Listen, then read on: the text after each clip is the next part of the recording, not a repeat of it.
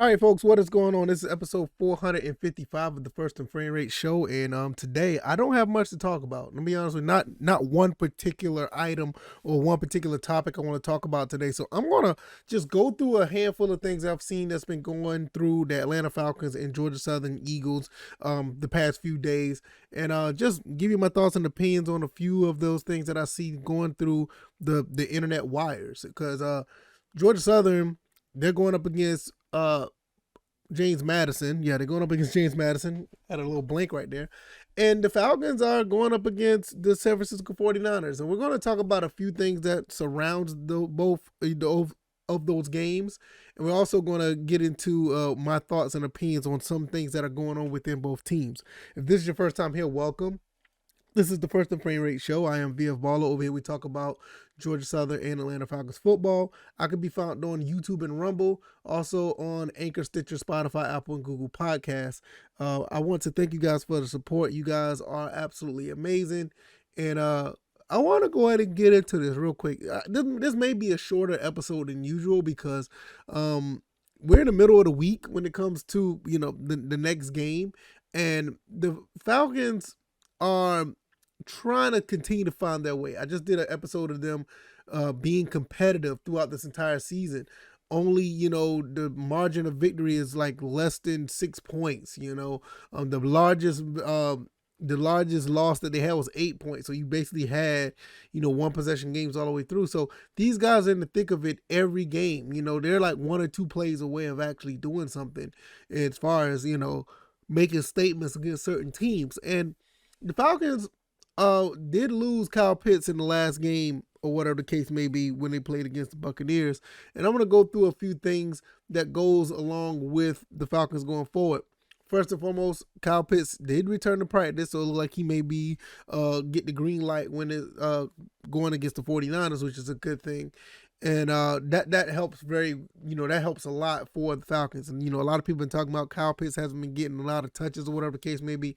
But he's put up pretty good numbers so far. And with him being on the field does make a difference. I'm not really sure how this is going to go because the 49ers are looking pretty good. They're looking pretty good so far this year. And even though, let me look at this real quick.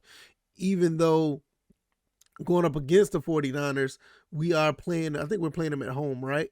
Yeah, we're playing them at home. So it's going to be really interesting to see how that plays out. The Falcons have been playing pretty good, and getting somebody like Kyle Pitts back definitely works. Some other things that are going down the pipe when it comes to the Atlanta Falcons. There's also talks about Tom Brady could be fined for a apparent kick on Grady Jarrett. You got to understand, if you watch that game, if you went back and look at some of those clips, Tom Brady, it appears, I'm not saying that he did, but it appears that he has tried to kick a couple of players. I don't know if it was Grady Jarrett twice. I can't remember. But it was times when he was sacked in the game. He tried to kick somebody. Like, Brady, what are we doing? What are we doing? I mean, this is what we're doing now at the age of 40, 45. I don't know how old he is now, but this is what we're doing now when you get taken down by a player. I don't know. Speaking of being taken down by a player, Dean Pease, he said he didn't want to talk about that rough of the passer call, a good call, not only just with him, but all the other players on the team, because they could really could have got some fines or whatever the case may be. I just look at this team at the end of the day, and I'm not really sure where this team is going to go, because they've been highly competitive. You don't know if they're going to win a game or lose a game. They'll sit at 2-3, really close to being 500. You just don't know. It's really interesting to see what is going on with this team and how it's going to play out. Also with the 49ers, when we talk about that game, it looks like they're going to have a couple of injuries going on. I think Nick Bosa didn't practice for the last couple of days, so don't know how that's going to play out. Javon Kinlaw, I remember Kinlaw. He used to play not too far from where I live here in South Carolina. He didn't practice either. And Arik Armstead, he's out as well. So, like I said, I don't know where this team is going to be and where it's going to go. But when you have that significant type of players out, this could be a really big deal for the 49ers. They could, they could lose this game because they don't have the pass rush, and that'll be something really significant for the Falcons because without the proper pass rush, Mariota can have chances to do some things. Now, I know Mariota's been average to below average, but when you're losing those type of players that's possibly going to be out, it could be a really big deal for the team. All of a sudden, Mariota could throw for over 230 yards, and actually, make some things happen with his legs. And it does necessarily, it could be, a big deal for them. So that's something to think about as well. At the end of the day, the Falcons have a chance to to win 3 out of the next 4 games. And that could be a really big deal for the Falcons going forward. I really feel that they can do it, even with, the lack of quarterback play.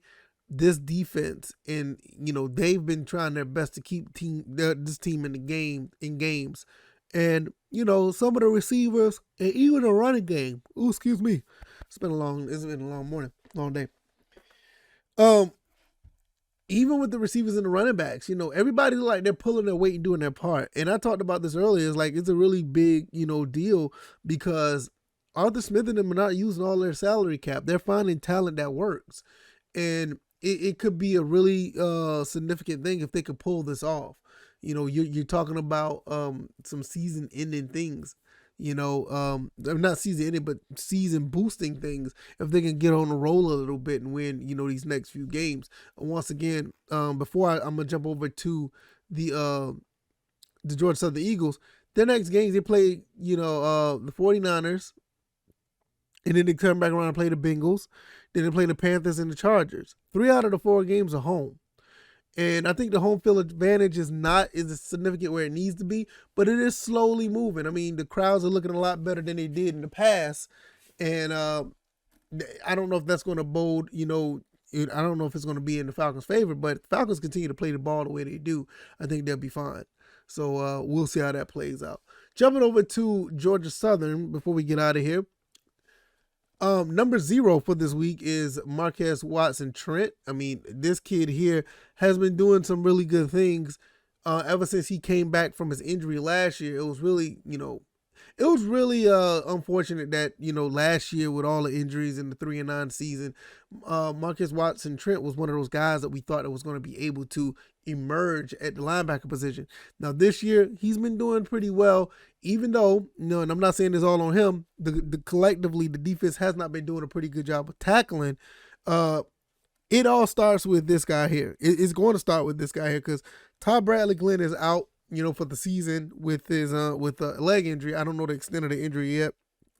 I'm pretty sure it's been broadcast. I just haven't been looking to see what the injury was, but that's very unfortunate for Todd Bradley again. I mean, it just breaks your heart to see something like that continuously happen to him. All the things he's been through, you just want to see him go through a complete season and lead his team to a bowl victory. You want to see those type of things, but unfortunately, it didn't happen this year anyway. Marcus Watson Trent is going to be one of these guys that's going to be stepping up and for the defense. I think he has it in him to do so. So that'll be a really good look for Georgia Southern. I mean, you really couldn't ask for a better guy to do so. The odds makers have us -12 against James Madison, number 25, coming into Paulson. We are underdog once again. I think we can cover. I really do. James Madison has been looking really good. Now, I'm not going to sit here and talk. I talked about the pregame in an earlier episode, but they haven't been playing up to high level competition. I mean, let's just keep it honest. You know what I mean? Don't get me wrong. I love what they're doing. I mean, it looks good for the Sun Belt, but at the same time, you don't want a team, to beat your team. You know what I mean? So you don't want that team to beat you. So with them having a 12-point spread, I'm looking at the last 5 games once again. They played, they went 5-0, obviously.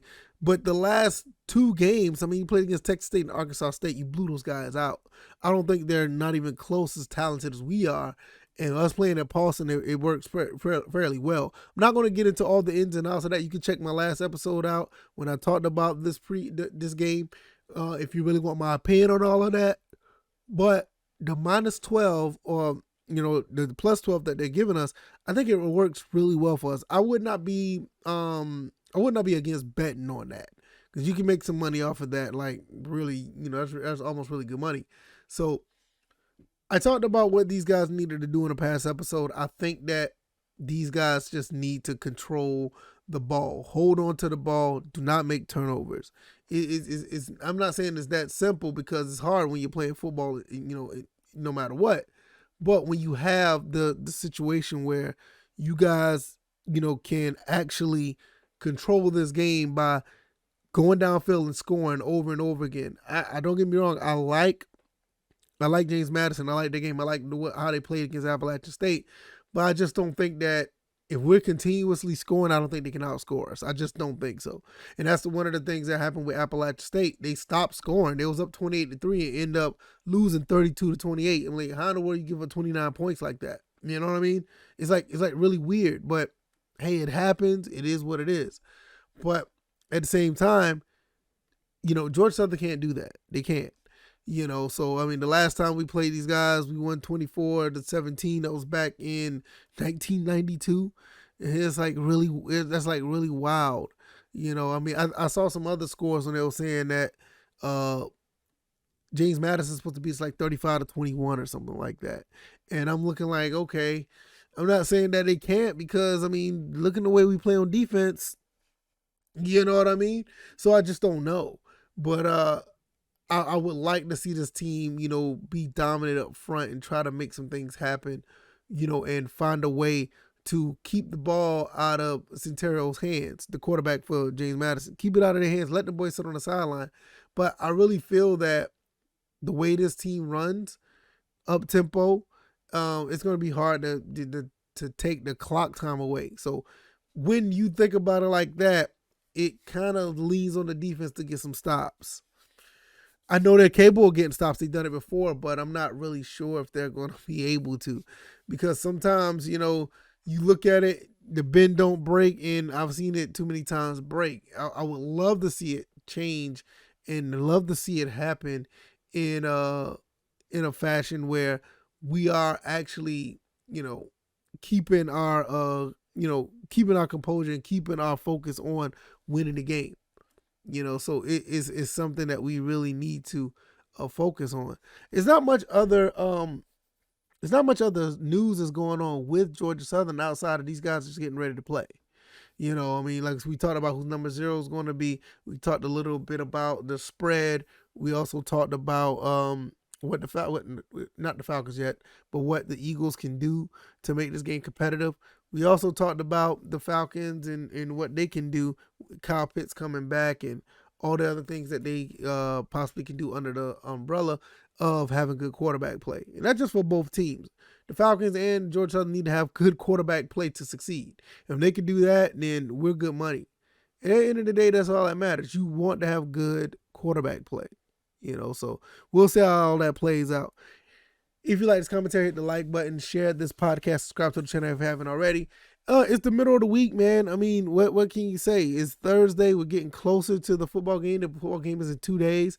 As far as James Madison, Georgia Southern, I would talk about them a little bit more extensively based on what we know once that game comes up. Also, did I say 2 days? I'm sorry. The game's tomorrow. I don't know why I say 2 days. I'm tripping. So I'll talk more about that in a pregame show prior to the game coming out. The game starts at 4 o'clock, so I'll make another video on that. And I also want to make a video on the Falcons when we're talking about the 49ers game. Do a pregame on that as well. I kind of got away from that because I was not in studio or in the game room to do so. I was out and about, so I didn't do one. But I'll get back to that because I think there's some things that needs to be talked about once we get close to the game. Like I said, this whole thing with Nick Bosa and the other defensive linemen are out. That's pretty significant. And we'll see what we can do on defense for us against James Madison. So I've said enough. I've talked my head off for this outro. You know where to find me, all the podcast avenues. I'm also on YouTube and Rumble. And check all the links down in the description if you want to check out any of the extra content or avenues where you can support. All right, y'all. I'm going to get up out of here. You guys take it easy. You guys be blessed. Enjoy your Friday. Peace.